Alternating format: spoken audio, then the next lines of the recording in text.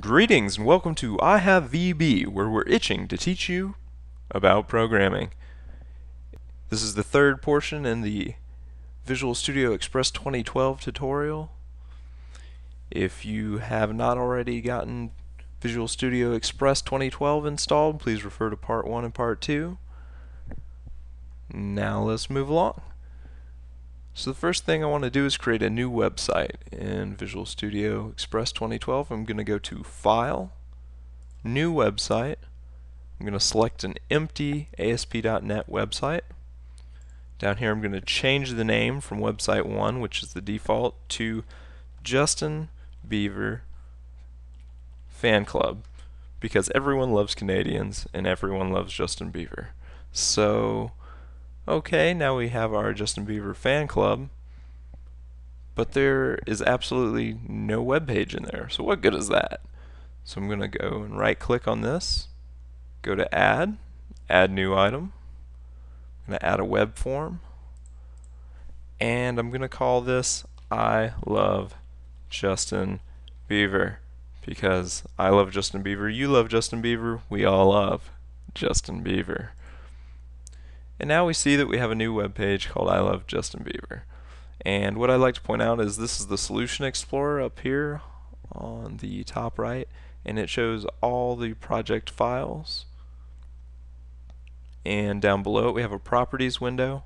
Watch as I select different files how it shows their properties.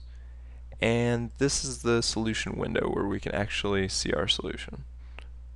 The solution window has three different modes: source, where you can see the code;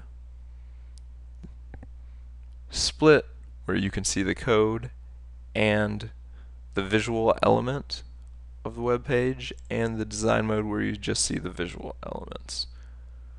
So I'm in design mode now, and I'm going to toolbox. The toolbox contains controls that are predefined that you can just drop onto the page. For this particular example, I'm just going to drop a button on here. And down in the properties window, I'm going to modify the text. Instead of say button, I'm going to say click if you love Justin Bieber.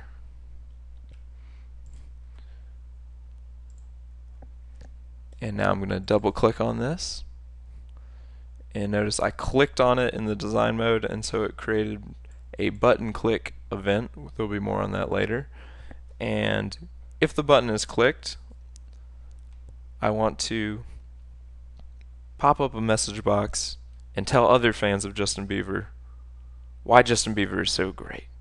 And one feature that I want to show you is IntelliSense autocomplete. So as I start to type the code, or if I'm not really sure what the code is, like I want a message box, so a message box starts with M, I start to type it, and see how it completes. It has all these recommended things. I want message box, and I'm going to put he is the very best. And maybe I also want to put Ray William Johnson is terrible.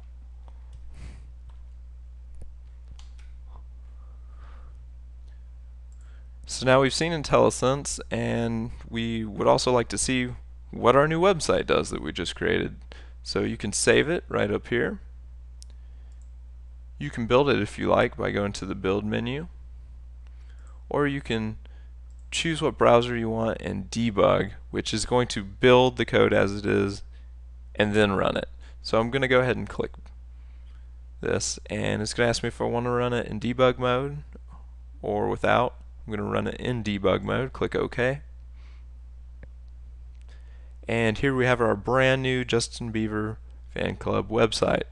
Notice the I Love Justin Bieber ASPX, and this is the I Love Justin Bieber ASPX that we created. Here's our button we created.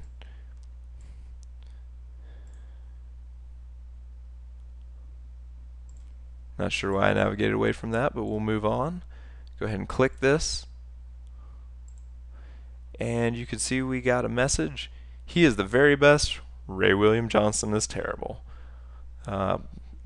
The website's unrefutable, folks. I mean, it speaks the truth.